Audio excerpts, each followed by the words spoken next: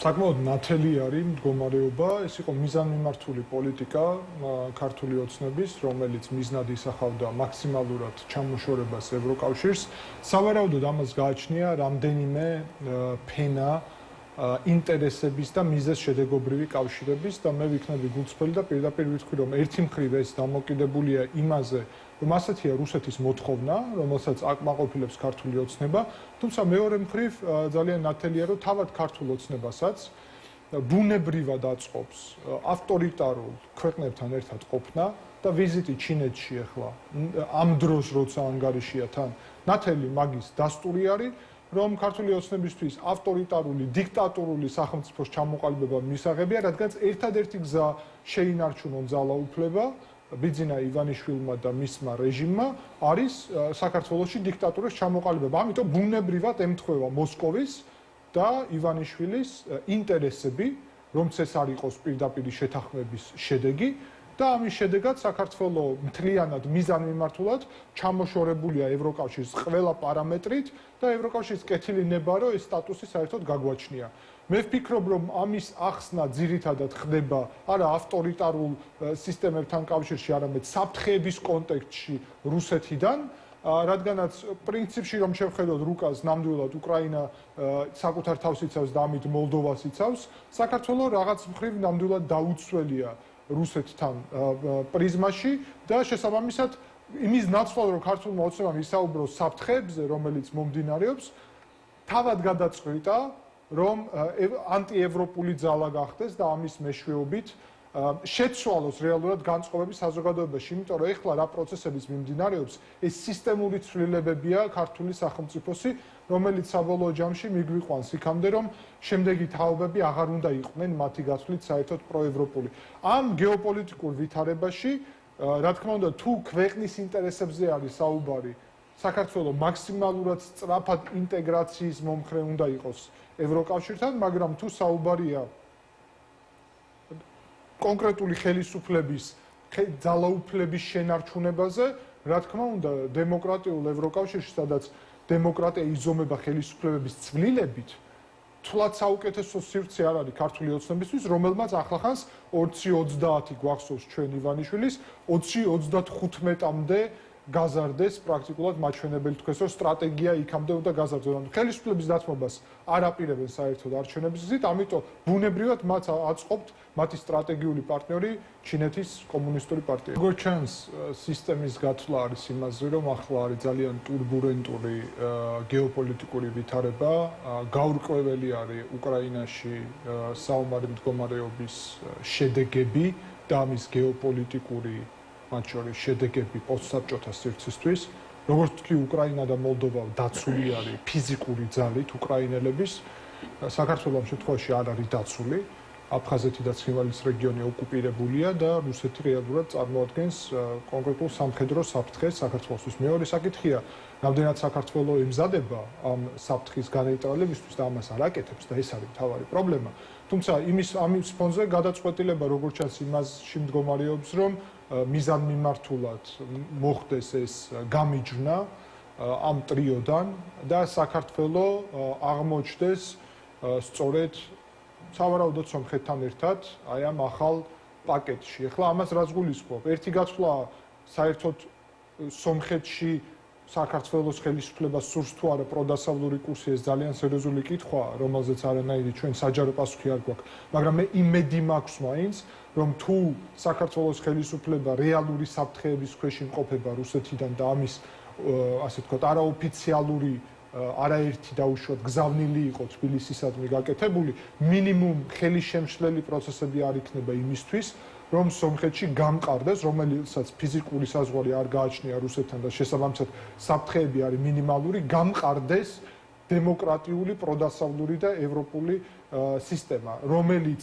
თავის მხრივ ძალიან მნიშვნელოვნად გამოგვადგება, ისევე როგორც სომხეთს გამოადგა ძალიან მნიშვნელოვნად პროდასავლური საქართველოს, როდესაც საქართველოს აი ესეთი კურსი ჰქონდა. სომხეთში არჩევნები არის ივნისში 2026 წლის, ძალიან დიდი შესაძლებლობა და მათ შორის მეც და ძალიან ბევრი ადამიანიც აქტიურად ვარ ჩართული იმისთვის, რომ ნიკოლ ფაშინიანის ხელისუფლება კიდევ ერთხელ იქნას არჩეული, მიუხედავად იმისა, რომ უზარმაზარი წნეხი არის რუსეთის სპეცსამსახურების მიერ მართული სომხური ეკლესიის რუსი ოლიგარქი სამվել კარაპეტიანის და კიდევ რიგი დაშნაკცუცუნის და რიგი კიდევ აგენტურული ქსელების მეშვეობით რომ ხელისუფლება შეიცვალოს და პრორუსული ხელისუფლება მოვიდეს, ფიქრობ რომ ამას არ დავუშვებთ.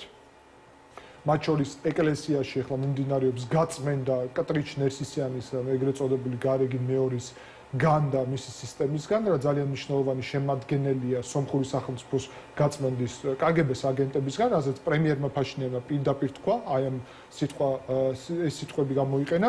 ამის შედეგად სომხეთი გაამყარებს ჩვენს ზურგს და ამავდროულად ვფიქრობ, რომ სომხეთს თურქეთთან საზღვარის გახსნის და აზერბაიჯანთან საზღვარი პრაქტიკულად უკვე და ასევე წინ მიიწევს გახსნის საკითხი, შესაძლებლობა იქნება, რომ სომხეთმა აქტიურად დაიწყოს ევროინტეგრაცია, რაც მოზიდავს აქეთ და კავკასიისკენ გრძელვადიანად ევროკავშირის ინტერესს, სავარაუდოდ ერთ პაკეტში ვიქნებით და ეს საკითხი განიხილება უკვე, როდესაც გეოპოლიტიკური მდგომარეობა შეიცვლება.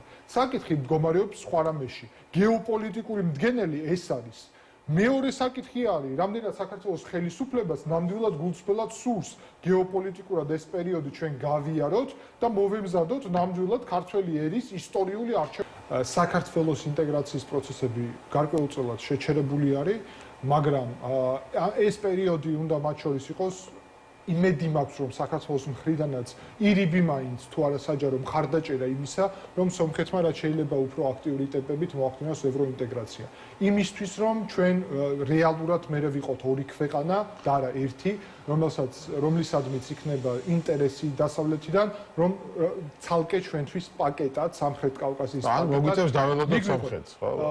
არათუ დაველოდოთ სომხეთს, არამედ დაველოდოთ გეოპოლიტიკურ ვითარებას და რეალურად სომხეთი უფრო დაგველოდება ჩვენ გამოვა, იმიტომ რომ სომხეთში ახლა არანაირი წინაღობა არ არსებობს, რამდენიმე წელიწადში შეუძლიათ ყველანაირი ინტეგრაციული პროცესების იმპლემენტაცია. სომხეთს სჭირდება საქართველოს როგორც მნიშვნელოვანი პარტნიორი ევროპისკენ და პრემიერმა ფაშინიანმა პარიზში ფორუმზე, მშვიდობის ფორუმზე ძალიან კაფეო განაცხადა, რომ სომხეთის ინტერესებს შედის პროდასავლური, ანუ ევროპული ინტეგრაციის მქონე საქართველოს, მაგრამ აქ უნდა გავითვალისწინოთ, რომ პერსპექტივა შეიცვალა და ჩვენ გარკვეულწილად საქართველოს და სომხეთი ერთად უნდა ვიმოქმედოთ ამ ჭრილში. თუ საქართველოს გააჩნია რეალური ფიზიკური საფრთხეები რუსეთისგან, მაშინ სომხეთის დღის წესრიგი უნდა იყოს ინტეგრაციის პროცესები, რუსეთის გავლენების მოხსნა, ანუ სამხედრო ბაზის მოხსნა და ასე შემდეგ, ტრანზიტული შესაძლებლობის გახსნა და ისეთი ჩვენი სამეზობლოს ჩამოყალიბება თურქეთი, სომხეთი, აზერბაიჯანი, რომ სამივე სჭირდებოდეს დამოუკიდებელი საქართველოს, ძლიერი საქართველოს, რომელზეც ჩვენ შემდგომ შევძლებთ დავეყრდნოთ მათ შორის იმისთვის, რომ შევძლოთ რუსეთისგან ჩვენი სუვერენიტეტის დაცვა, რადგანაც ამის გაკეთება ნამდვილად საკმაოდ რთული ამოცანაა, თუმცა თუ ასეთი სამეზობლო ვითარება გვექნება ჩვენ, ამავდროულად ევროკავშირის მხარდაჭერა მნიშვნელოვანია. მე ასევე ვიტყვი, რომ ევროკავშირშიც მნიშვნელოვანია, რომ შეიცვალოს დამოკიდებულება. ევროკავშირის მოქმედება როგორც სუპერ ძალის არის ძალიან მნიშვნელოვანი. დღეს საკმაოდ სუსტად მოქმედებს ევროკავშირი. მისი შესაძლებლობები გაცილებით უფრო დიდია. ამიტომ რეალური მხარდაჭერის და რეალური ინტეგრაციის პროცესები ძალიან მნიშვნელოვანია, მით უმეტეს ჰიბრიდული ომის პირობებში, მით უმეტეს სამხედრო საფრთხეების პირობებში, რომელიც არსებობს, ხო?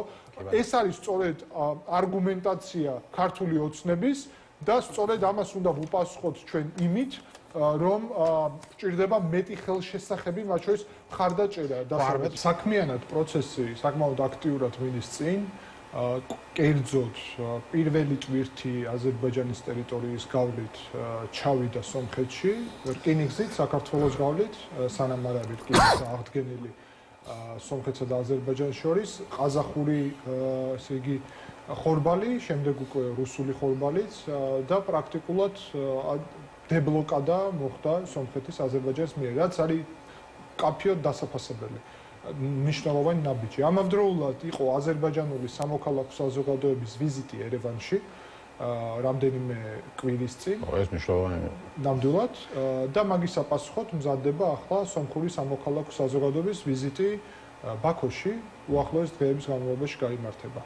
ძალიან აქტიურად მიმდინარეობს მოლაპარაკებები თურქეთთან საზღვრის გახსნაზე, ისევე როგორც აზერბაიჯანთან საზღვრის დელიმიტაცია დემარკაციაზე. სამწუხაროდ პრეზიდენტი ალიევი აგრძელებს არაერთხელ და ეს იყო უფრო კონკრეტულად რა თქვა ამაზე რო ისე. როგორ? უფრო კონკრეტულად რა თქვა ამაზე რომ კონკრეტულად თქვა რომ ისტორიულ რუკებზე მე-19 საუკუნის დასაწყისის რუსეთის იმპერიის რუკებზე თქვენ ვერ იპოვითო სევანის ტბას, იპოვით გოგჩა ტბას, ეგრე წერია.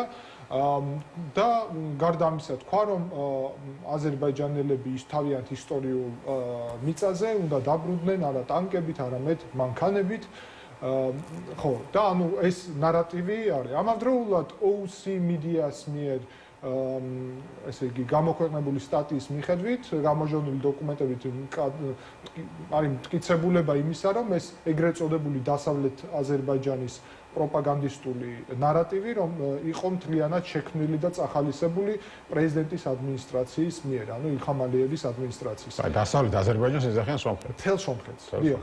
ეს რა თქმა უნდა არის ძალიან სერიოზული საფრთხის შემცველი განცხადებები. ამის საპასუხოდ სომხეთიდან პირველად ბოლო წლების განმავლობაში საკმაოდ მკაცრი და პირდაპირი შეფასებები გაისმა, იმიტომ რომ პირველად მათ შორის 8 აგვისტოს ვაშინგტონის შეთანხმების მერე მოხდა აზერბაიჯანის მიერ თან ასე დონეზე საკმაოდ ნეგატიური განცხადება და ამის საპასუხოდ პარლამენტის თავმჯდომარემ განაცხადა, რომ თუ ვინმე ისტორიულ სამშობლოს ეძებს, შეიძლება ალთაიში იპოვოს.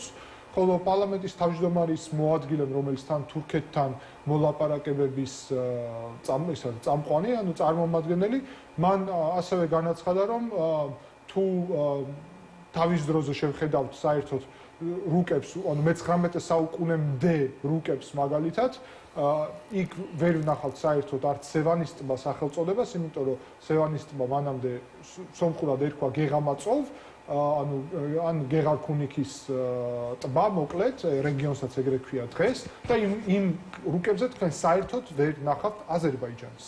შესაბამისად, რუკებით ომი დაიწყო. სამწუხაროდ, დიახ, აზერბაიჯანის ესეთი ისტორიული ნარატივს მოყვა უფრო მკაფიო, უფრო ისტორიული და უფრო ცოტა ღრმად ისტორიული პასუხიც, თუმცა იქვე ორივემ განაცხადეს მკაფიო და პრემიერმა ფაშინიანმა ყველაზე რბილად, რომ ჩვენ არ გვინდა კონცენტრაცია ისტორიაზე, წარსულზე, ეს არის კონფლიქტის შემქმნელი პროცესი. გვინდა კონცენტრაცია მომავალზე, ამის საფუძველი კი არის ის, რომ ეს ალიევის ეს აქციელი რამდენად არის თანხwebdriverში, ხო რა, საბოლოო ჯამში რამდენად უწყობს ხელს ამ მშვიდობას. ხო, მშვიდობას ხელს არ უწყობს, იმიტომ რომ რევანშისტული და ეს რუსეთის აგენტურას საბაბი მიეცა, რომ ეთქვათ, რომ ხა ხედავთ მშვიდობა წინარმედის, რაღაც გაგებით მხარი დაუჭირა რუსულ აგენტურას ალიევმა ირიბად, იმიტომ რომ რუსეთი საკმაოდ კმაყოფილია ამით, ახლა გაძლიერება მოხდა ანტიფაშინიანის ძალების, თუმცა ამავდროულად უნდა ითქვას, რომ პრემიერმა ფაშინიანმა საინტერესოდ ახსენა, რომ სანამ სომხეთში მათ შორის ვიღაცეები საუბრობენ სხვა ტოპონიმიკით აზერბაიჯანის მიმართ, აზერბაიჯანიდანაც ეს იქნება. ანუ სომხეთი ცდილობს არა პრობლემები იპოვოს მაინც აზერბაიჯანში და კონფლიქტის მიმართულებით წავიდეს, არამედ საკუთარი პრობლემები გააანალიზოს და ნამდვილად სომხეთში ამ ოპოზიციის მხრიდან არის გარკვეული პრობლემები იმისა, რომ ტერმინოლოგიას იყენებენ, რომელიც შეიძლება აზერბაიჯანსაც აღიზიანებს, ამიტომ ორივე მხარემ უნდა კონსტრუქციულად მიყვეს ამ პროცესს.